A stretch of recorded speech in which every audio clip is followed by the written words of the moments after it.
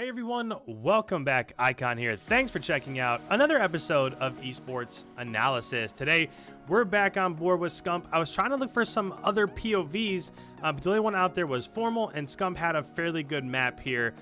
So we are playing Hardpoint on the map Saint Petrograd. Nice little two-piece there from SCUMP. RC's and Formal also in the kill feed.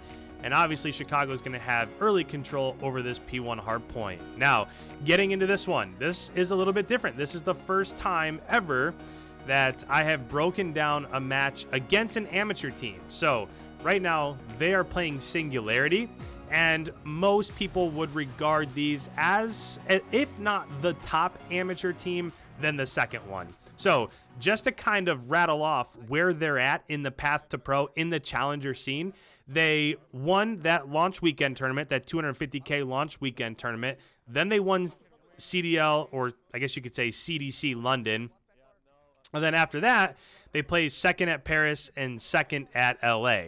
So they are absolutely one of the top tier talents in that up-and-coming realm, so in that Challenger series. So I wanted to see, and I watched every one of these matches, I wanted to see how exactly they would fare against one of those top pro teams. So is there a big difference between what a team like Singularity has to offer and what a team like Chicago has to offer? Is it a really big difference, or is it so subtle that maybe, you know, some of these maps could go back and forth, or they could be close or something like that? So we will watch as we hop into this one, but as we start in the analysis, the first thing that I'll want to point out is that Chicago got the beneficial spawn, right? So Chicago spawned on the side of the map that you want to spawn on. Now, where Singularity messed up is that originally they sent 4 resources over towards P1, which is exactly where you want to do, but they also, after that, sent resources trying to flip as it went to P2. A lot of teams want to have spawn position or map position as it goes from P1 to P2. And the issue is that if you don't get kills in P1 and you just give up those last 50 seconds, then you're probably not going to be able to get time in P2 either if you're not successful at flipping. So that's why you see basically a 100-point lead so far. And this is really what happens with these top pro teams, is that they're so good at just controlling the map. You just caught a real quick glimpse of somebody already rotating, right? There's 37 seconds left, and Chicago is already saying, you know what, I'm going to rely on you guys to go ahead and win whatever gun battles are left inside of P3, and we're going to rotate and try to set up spawns for P4, because on this map, you want to hold down spawns for P4, for P5, and then as it rotates back to the second set of rotations for P1 and also for P2. So, mini map between mine and Seth's head. I'm going to go ahead and pause this for just a second so you guys can get a better idea in terms of what's happening. Right now it's on P3, but it's about to go P4. As it goes P4, you want to hold down this back bar spawn because you want to be spawning there because for the simple fact that you're closer to P4. Then you also want to be spawning there for P5 because it's easier to enter P5 from this way. So say Singularity spawning on this side of the map and they come in and they try to enter P5 from right here. The reason why you don't want to be on that side is because you can be shot from both your left and your right hand sides. So you want to be holding the right side of the map for P5, not only because it gives you a leg up inside of the P5 hardpoint, but also as it rotates from P1 to P2. So again, as it goes from P5 to P1 down here at the bottom of the map, you still want to have this back spawn. Then, of course, as it goes from P1 to P2, you also want to have this back spawn. So as of right now, that's why Chicago left early, right? That's why with 40 seconds left in P3, they decided basically to give that up and rotate early. And this is just a really nice job of Seth holding down the left flank. So as Singularity is trying to rotate from P3 to P4, there's only so many ways you can go, right? Now, what that just tells you, Formal just spawned on that side of the map. So there is still somebody pushing on the left-hand side, but since Formal spawned on that side of the map, that means that the majority of the push is going to be coming from Water's Edge or towards Blue Courtyard right in the middle of the map. So it looks like things are kind of fluent at the moment. There are, by all means, Singularity is definitely getting kills, but that's a nice 2-piece. That's a nice 3-piece from SCUMP.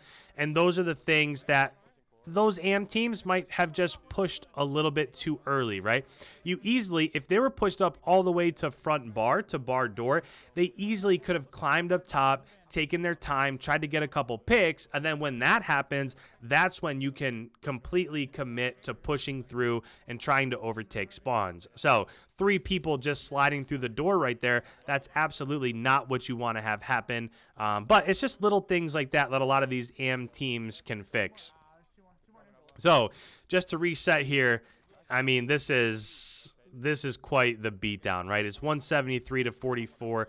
I give these guys credit. As it's rotating here into P5, you can see that they're definitely not giving up. But that's exactly what you want to do if, well, not only did they just get a team wipe, but from SCUMP's point of view right there, that's a great way to go about overtaking P5. Let me show that real quick. So again, as we go ahead and draw on the minimap that's right above my head, Chicago was spawning right there. More specifically, SCUMP spawned out here.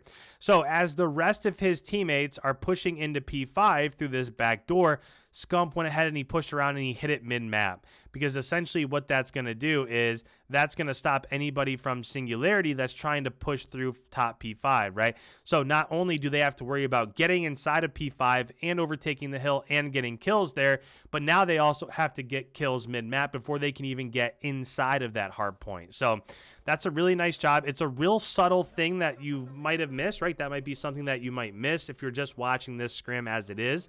But those are just kind of top tier strats. Again, a battle in the back right here, and SCUMP cleans it up. Now, since they clean that up, I would imagine that they're going to keep that back spawn so that as it rotates from P5 to P1 on the second set of rotations, they're also going to have spawns back there also. So as this is about to rotate back to P1 and there's a battle for positioning back there, we're going to go ahead. I'm going to let you guys listen in to Chicago's communication just so you can kind of hear what they're talking about. My guess would be right now they're not real concerned with getting inside of P1 because if they hold the spawns for P2, then they're going to end up winning. But enough of me. Let's go ahead. Let's listen in and hear exactly what they're talking about.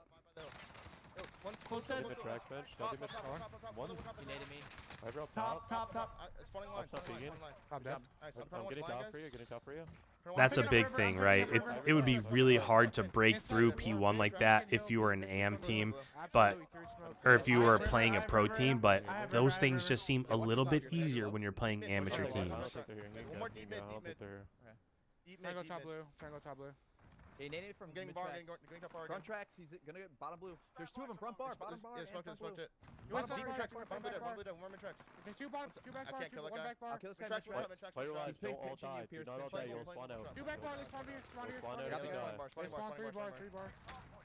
So I will say that was a really nice job from Singularity of pushing out that back spawn. Now let's see if they can get the kills to hold it down, right? Pro teams are pretty good at that. Let's see if they're able to do it. It looks like right now Gunless has overtaken the spawn.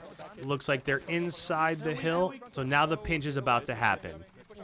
Right there. ENVOY gets one, Formal gets one, SCUMP gets another, ENVOY gets a second. They need 7 more seconds. I wonder if they'll close it out here or if it'll rotate again. Does look like they're going to hold it out. So at this point in time, they figured they need 7 more seconds. Let's just go ahead. Let's get kills. Middle of the map. Gunless got 2. RC's got 2. The last person is inside the current hill. So now they're just going to push up. They know that they're going to be getting that bar spawn, that P4 spawn. So they just have 1 person on the opposite side of the map. Everybody else for Chicago is mid-map, and they're just trying to finish off these kills. I didn't see anything hard. I saw one spawn, right? Yeah, what the fuck, man? All over the place there. What the fuck, man? I got this guy, River. Back door. Closet and one's in River. Sucks. One's in closet. So real quick before we move on, let me just show you what exactly happened. So just so you guys are aware, they had somebody, so Chicago had somebody set up at P3. And then since Singularity had control of P2, they figured that the rest of Singularity would have spawned here, right? So that's why SCUMP was pushed up right here, watching this mid-map. And then they had everybody else kind of watching these flank routes. So essentially, they were pushed up all the way to here.